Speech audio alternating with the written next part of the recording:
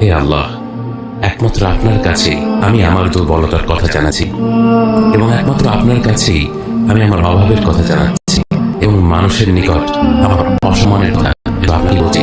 হে আরহামার রাহিমিন, আপনি তো প্রতি দুর্বল এবং আপনি আমার রব।